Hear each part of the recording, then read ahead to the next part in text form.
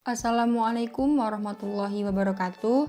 Perkenalkan, nama saya Pinky Novita Berliana, NIM 1203800044 dari Desain Komunikasi Visual Institut Teknologi Sumatera. Di sini, saya akan memaparkan materi terkait seni rupa dan desain pada periode 1945 hingga 50-an. Revolusi Fisik. Pada masa revolusi fisik, dalam memperjuangkan pengakuan kemerdekaan Republik Indonesia antara tahun 1945 hingga 1950-an, para seniman seni rupa yang terkemuka dari Jakarta dan Bandung pindah ke Yogyakarta. Meskipun pada masa ini mengalami gejolak sosial dan politik, seniman modern Indonesia mulai menemukan jati diri profesinya. Mereka bersatu dalam usaha memperjuangkan kemerdekaan. Beberapa organisasi seni dan sanggar seni bermunculan serta dari karya mereka. Organisasi tersebut antara lain, di tahun 1945 berdiri Organisasi Pelukis Front yang tempatnya di Bandung dengan tokoh Sujini Kerton, Avandi, dan Hendra Gunawan. Aspirasi dan aktivitasnya yaitu menggambarkan situasi perang kemerdekaan. Kemudian pada tahun 1946 hingga 1950 terdapat organisasi gelanggang di Jakarta dengan tokoh Muchtar Apin, Heng Ngantung, Khairil Anwar, dan Asrul Sani atau disebut juga generasi 45. Aspirasi dan aktivitasnya yang pertama, menemukan identitas budaya. Kedua, memasyarakatkan perkembangan terkini terutama di kalangan penyair, penulis, dan seniman. Yang ketiga, mengeluarkan manifesto surat kepercayaan gelanggang yang intinya berisi kita mewarisi budaya dunia dan kita akan membangun warisan ini dengan cara kita sendiri. Di tahun 1946, terdapat kelompok seniman Indonesia Muda atau disingkat dengan nama SIM. Tempatnya di Yogyakarta dengan tokoh Hendra Gunawan Zaini, Sri Hadi, Usman Effendi, dan Surono. Aspirasi dan aktivitasnya membuat poster nasionalis anti Belanda. Kemudian di tahun 1947 hingga 1950, terdapat kelompok pelukis rakyat di Yogyakarta dengan tokoh Hendra Gunawan, Avandi, Kusnadi, Sudarso, Trubus, dan Sasongko. Aspirasi dan aktivitasnya yang pertama, menstimulasi moral masyarakat selama perjuangan melawan Belanda. Kedua, membuat poster dan lukisan yang mendokumentasikan peristiwa revolusi kemerdekaan. Ketiga, merupakan sempalan SIM dan menjadi cikal bakal Lekra. Yang terakhir, pada tahun 1948, terdapat kelompok gabungan pelukis Indonesia yang berada di Jakarta dengan tokoh Avandi, Zaini, dan Usman Effendi. Aspirasi dan aktivitasnya, seni seharusnya dipisahkan dari politik. Kemudian perkembangan seni pasca kemerdekaan. Kondisi sosial politik rakyat Indonesia kembali bergejolak setelah perjuangan kemerdekaan dan revolusi fisik terlampaui.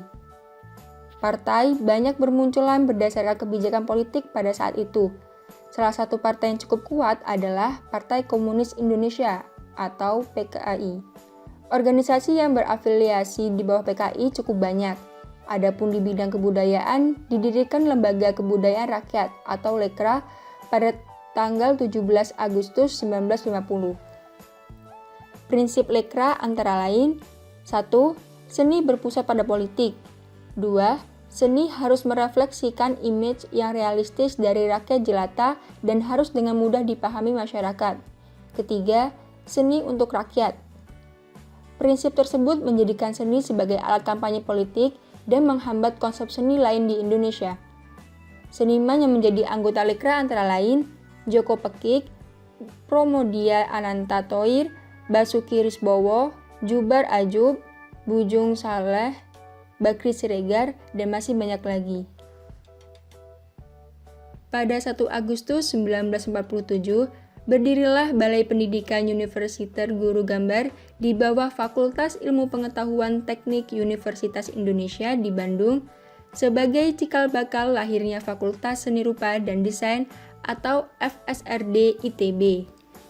Pada 15 Desember 1949, didirikan Akademi Seni Rupa Indonesia atau ASRI yang diresmikan pada tanggal 15 Januari 1950 di Bangsal Kepatihan Yogyakarta. Direktur pertama sekaligus pendirinya adalah R.J. Tamsi Marto Raharjo. Pendiri lainnya yaitu Hendra Kusnadi, Sutarso, dan Trubus. Bidang pendidikannya antara lain lukis, patung, pertukangan kayu, dan reklame. Jurusan reklame inilah yang menjadi cikal bakal pendidikan desain grafis dan saat itu masih menjadi satu dengan jurusan ilustrasi, grafis, dan dekorasi. Karya seni dan desain. Pada awal kemerdekaan Republik Indonesia, banyak kontribusi yang dilakukan oleh para perupa. Hal tersebut dibuktikan pada gerbong-gerbong kereta dan tembok-tembok dengan tulisan Merdeka atau Mati. Kata-kata tersebut diambil dari penutup pidato Bung Karno pada 1 Juni 1945, atau yang biasa kita kenal dengan lahirnya Pancasila. Saat itulah poster yang berbunyi "Bung, ayo Bung" dibuat oleh Affandi dan Khairul Anwar. Poster Bung, ayo Bung tersebut ternyata ide dari Bung Karno. Model untuk gambar orang yang dirantai dengan rantai yang sudah putus adalah pelukis tulah. Sedangkan kata-kata yang ditulis dalam poster tersebut muncul ketika tiba-tiba datang penyair Khairul Anwar. Kemudian S. Sujoyono bertanya kepada Khairil. Kemudian Khairil menyahut, "Bung, ayo Bung." Siang hingga malam, sekelompok pelukis memperbanyaknya dan dikirimkan ke daerah-daerah. Bisa kita lihat poster di sebelah kanan ini, yang mana terdapat penjelasan setiap elemen yang ada di dalamnya. Berikut hasil karya seni pada masa kemerdekaan. Dari sebelah kiri atas, ada lukisan berjudul Pengantin Revolusi karya Hendra Gunawan. Sebelah kanannya, lukisan Para Pejuang karya Affandi. Lalu sebelah kanannya, ada lukisan Pejuang Kemerdekaan karya S. Sujoyono. Lalu di bawahnya terdapat lukisan bertema perjuangan karya seniman Muhammad Sohib. Sebelah kiri, lukisan bertema perjuangan karya pelukis Dullah. Lalu sebelah kirinya terdapat lukisan Kawan-kawan Revolusi karya S. Sujoyono.